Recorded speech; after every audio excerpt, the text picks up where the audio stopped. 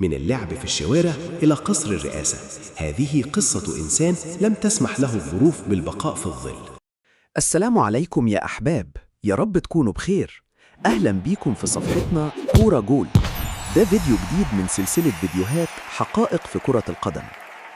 قصة النهاردة عن لاعب من أساطير كرة القدم، لاعب قصته مصدر إلهام كبير وتحدى عقبات ومشاكل كتير لحد ما وصل للعالمية. في بلد صغير عاش صراع وحرب أهلية دمرت حياة الملايين. اتولد طفل في شوارع مونروفيا اسمه جورج ويا. جورج ويا وهو طفل ما كانش عنده غير كورة قديمة، وكان حلمه الوحيد إنه يكون لاعب كورة. بس للأسف الظروف كانت ضده، فقر شديد، بلد غرقان في الصراعات، ومستقبل باهت. ولكن بموهبته الفريدة وإصراره الكبير وصل لأكبر أندية أوروبا لما أرسن فينجر آمن بيه وبموهبته وطلب التعاقد معاه في فريق موناكو، وفاز معاهم بكأس فرنسا وساعد الفريق في الوصول لنهائي كأس الكؤوس الأوروبية.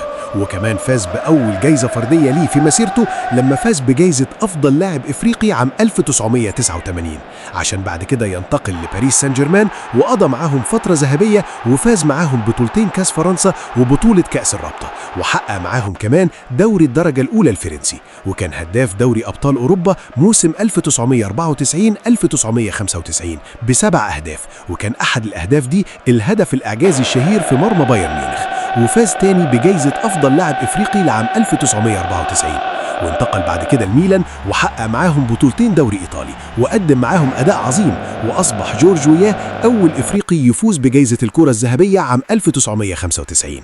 ومع كل النجومية اللي وصل لها منسيش هو جه منين ولا نسي أصله، بل على العكس، جورج ويا استخدم شهرته عشان يساعد شعبه ويغير حياة بلده للأفضل، وعمل مشاريع كتير وبنى مستشفيات ومدارس وساعد آلاف الأطفال. وأصبح جورج ويا مصدر إلهام ورمز الأمل للجيل الجديد. جورج ويا أصبح في النهاية رئيس ليبيريا عشان يقود شعبه لمستقبل أفضل. هو جرب الفقر وعاش نفس المعاناة، فكان أنسب حد يحس بمعاناة شعبه ويحاول يساعدهم ويخفف عنهم ألمهم ويحل مشاكلهم. جورج ويا أسطورة ومسيرته الكروية مذهلة، ولكن الجانب الآخر الإنساني يستحق نسلط الضوء عليه. عشان كده إحنا بنتكلم عن رحلته مع الحياة، رحلته كإنسان مش كلاعب فقط.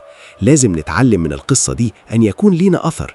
لازم نعرف إن كرة القدم أكبر من كونها لعبة ترفيهية فقط، بل هي أداة ممكن نستخدمها للتغيير للأفضل. وما تنسوش تقولوا رأيكم في التعليقات وتعملوا لايك للفيديو واشتراك في القناة.